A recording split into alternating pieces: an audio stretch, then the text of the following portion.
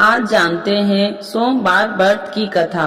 तो एक बार बोलिए प्रेम से भगवान शिव की जय, माता पार्वती की जय। एक समय की बात है, किसी नगर में एक साहूकार रहता था। उसके घर में धन की कोई कमी नहीं थी, लेकिन उसकी कोई संतान नहीं थी। इस कारण वह बहुत दुखी था। पुत्र प्राप्ति के लिए वह प्रत्येक सोमवार को व्रत रखता और पूरी श्रद्धा के साथ शिव मंदिर जाकर भगवान शिव और माता पार्वती जी की पूजा करता था। उसकी भक्ति देखकर एक दिन माँ पार्वती प्रसन्न हो गई और भगवान शिव से उस साहूकार की मनोकामना पूर्ण करने का आग्रह किया। पार्वती जी की इच्छा सुनकर भगवान शिव ने कहा कि हे पार्वती, इस संसार में हर प्राणी को उसके कर्मों का फल मिलता है और जिसके भाग्य में जो हो उसे भोगना ही पड़ता है।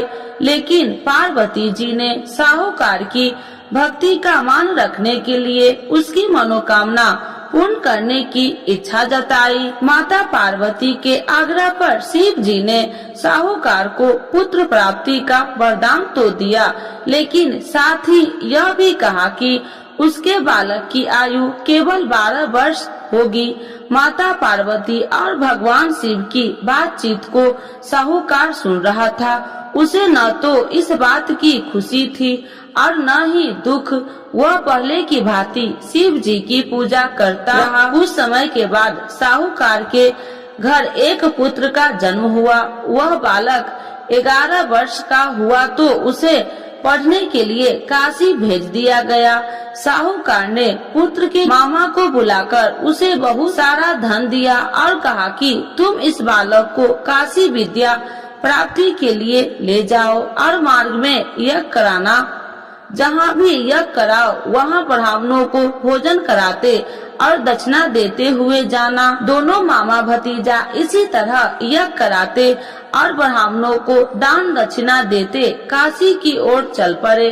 रात में एक नगर पड़ा, जहाँ नगर के राजा की कन्या का विवाह था, लेकिन उस राजकुमार से उसका विवाह होने वाला था। वह एक आंख से कन्हा था। राजकुमार के पिता ने अपने पुत्र के कन्हा होने की बात को छुपाने के लिए एक चाल सोची। साहूकार के पुत्र को देखकर उसके मन में एक विचार आया। उसने सोचा क्यों न इस बालक को दुल्हा बनाकर राजकुमारी से विवाह करा दूं। विवाह के बाद इसको धन देकर विदा कर दूंगा और राजकुमारी को अपने घर जाऊंगा। लड़के को दूल्हे के वस्त्र पहनाकर राजकुमारी से विवाह कर दिया। लेकिन साहूकार का पुत्र ईमानदार था। उसे यह बात अन्याय संगत नहीं लगी। उसने अवसर पाकर राजकुमारी की चुनरी के पल्ले पर लिखा कि तुम्हारा विवाह तो मेरे साथ हुआ है, लेकिन जिस राजकुमार के संग तुम्हें भेजा जाएगा वह एक आंख से कन्हा है। मैं तो काशी पढ़ने जा रहा हूँ। जब राजकुमारी ने चुनरी पर लिखी बातें पढ़ी तो उसने अपने माता पिता को यह बात बताई। राजा ने अपनी पुत्री को विदा नहीं किया, जिससे बारात वापस चली गई। दूसरी ओर साहूकार का लड़का और उसका मामा काशी पहुँचे और वहाँ जाकर उन्होंने यज्ञ किया।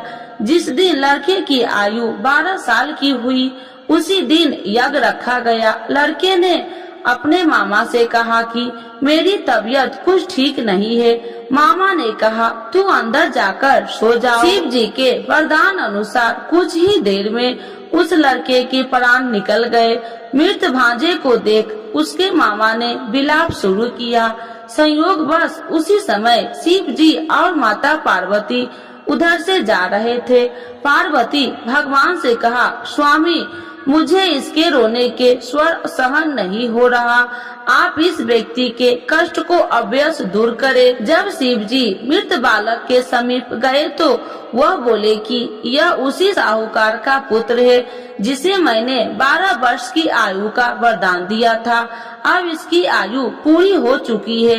लेकिन मातृ भाव से विभोर माता पार्वती ने कहा कि हे महादेव, आप इस बालक को और आयु देने की कृपा करें, अन्यथा इसके वियोग से इसके माता पिता भी तड़प तड़प कर मर जाएंगे। माता पार्वती के आग्रह पर भगवान शिव ने उस लड़के को जीवित होने का वरदान दिया। शिव जी की कृपा से वह लड़का जीवित हो गया। शिक्षा समाप्त करके लड़का मामा के साथ अपने नगर की ओर चल दिया।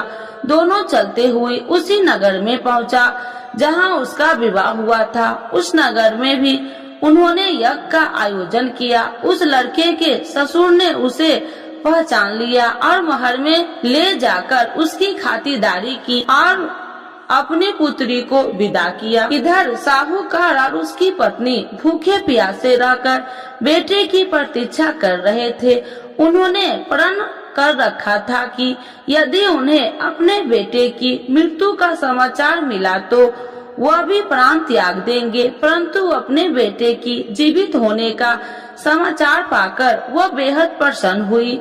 उसी रात भगवान शिव ने व्यापारी के स्वप्न में आकर कहा, हे श्रेष्ठ, मैंने तेरे सोमवार के व्रत करने और व्रत कथा सुनने से प्रसन्न होकर तेरे पुत्र की लंबी आयु प्रदान की है। इसी प्रकार जो कोई सोमवार व्रत करता है या कथा सुनता है और पढ़ता है, उसके सभी दुख दूर होते हैं और समस्त मनोकामनाएं पूर्ण होते हैं। तो एक बार बोलिए प्रेम से शिव जी की जय, माता पार्वती की जय।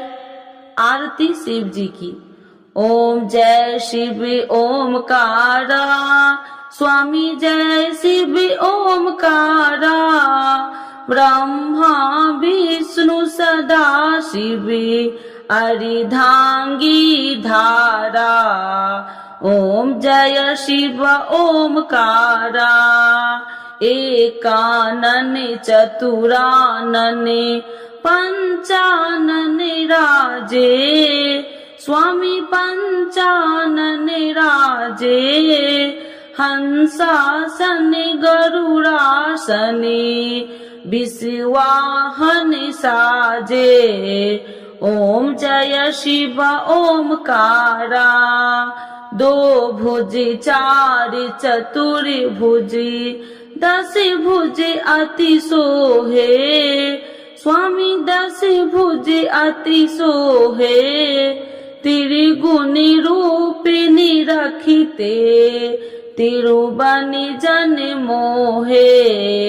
ओम जय शिव ओमकारा, अच्छी माला बनि माला, मुंडी माला धारी, स्वामी मुंडी माला धारी, त्रिपुरारी कंसारी, करिमाला धारी।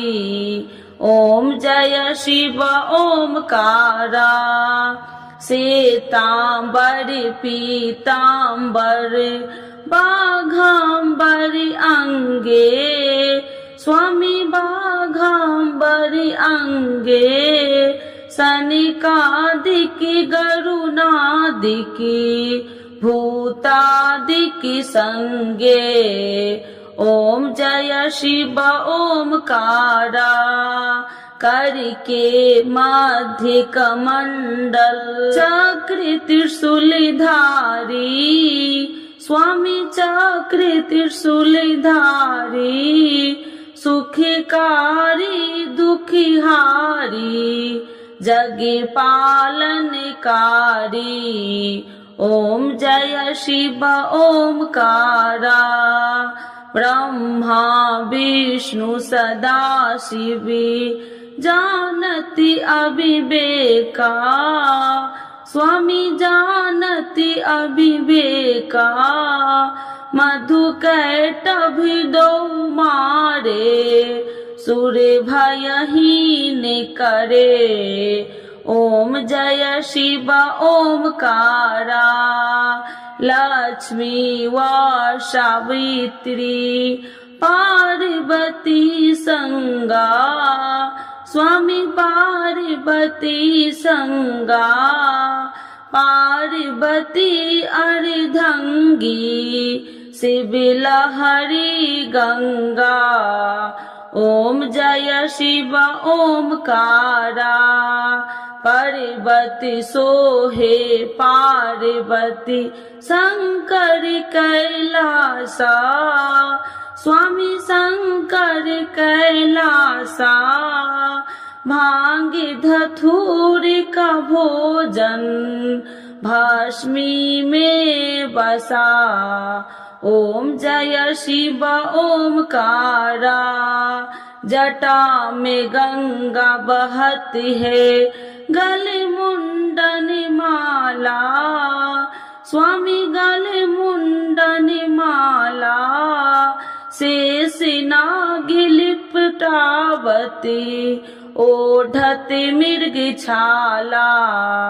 ओम जय शिव ओमकारा।